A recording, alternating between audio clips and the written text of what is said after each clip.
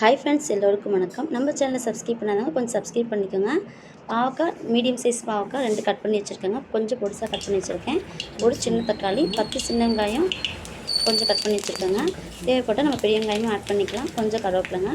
இப்போ வானலில் எண்ணெய் காஞ்சதுக்கப்புறம் கொஞ்சம் சோம்பு போட்டுக்கலாம். கடுகு உளுத்தம் பருப்பு போட்டுக்கலாங்க. சோம்பு கொஞ்சம் சேர்க்கும்போது டேஸ்ட் கொஞ்சம் நல்லாயிருக்குங்க. இப்போ சின்ன வெங்காயத்தை போட்டு வதக்கிக்கலாங்க. நம்ம பெரிய வெங்காயமும் கட் பண்ணி போட்டுக்கலாங்க. இது சிம்பிளாக செய்யக்கூடிய ரெசிபி தாங்க. செஞ்சிட்டிங்கன்னா இந்த பாவக்காய் வாங்கும்போது அடுத்த டைம் இதே மாதிரி தான் நீங்கள் செய்வீங்க.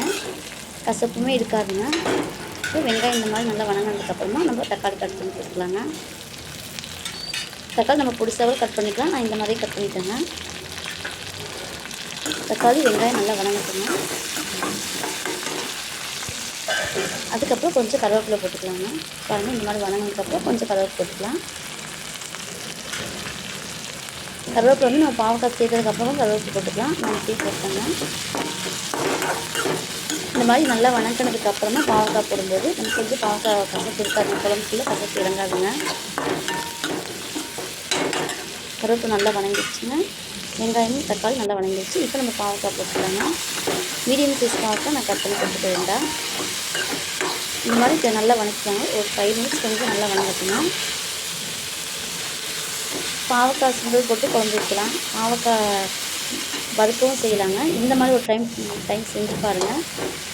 மறுக்க அடுத்த டைம் இதே மாதிரி தான் செய்வீங்க. கொஞ்சம் மிளகாய்த்தூள் மஞ்சத்தூள் மட்டும் போட்டுக்கலாங்க. மல்லித்தூள் மற்ற எந்த தூளுமே தேவை கிடையாதுங்க. மிளகாத்தூள் மல்லித்தூள் நல்லா வதங்கட்டும். அதுக்கப்புறமா கரைச்சி வச்ச புளியை கொஞ்சமாக ஊற்றிக்கலாங்க. இந்த அளவுக்கு தண்ணி ஊற்றினாவே போதுங்க. பாவக்காய் வெந்துடும். நம்ம ஏற்கனவே பாவக்காய் கொஞ்சம் ஒரு 5 நிமிஷம் நல்லா வேக வச்சுருக்கோங்க. எண்ணெயிலே வதக்கியிருக்கோம். இந்த அளவுக்கு தண்ணி ஊற்றினா போதுங்க. பாவக்காய் நல்லா வெந்துடும். பாருங்கள், நல்லா இந்த மாதிரி சொன்னதுக்கப்புறமா தேவைப்பட்டால் தேங்காய் போட்டுக்கலாங்க. இல்லைனாலுமே தேங்காய் போடாமல் செஞ்சாலுமே சூப்பராக இருக்குங்க. கொஞ்சம் இதுக்கு வெல்லம்லாம் போடவே தேவையில்லைங்க. நான் வெல்லம் போடாமல் சேர்ப்பேன். தேவைப்பட்டால் நீங்கள் வெல்லமாக ஆட் பண்ணிக்கலாம். டேஸ்ட்டு சூப்பராக இருக்குங்க. ட்ரை பண்ணி பாருங்கள். இந்த வீடியோ பிடிச்சிருந்தா கண்டிப்பாக லைக் பண்ணி சப்ஸ்கிரைப் பண்ணி கமெண்ட் பண்ணுங்கள். தேங்க்யூ.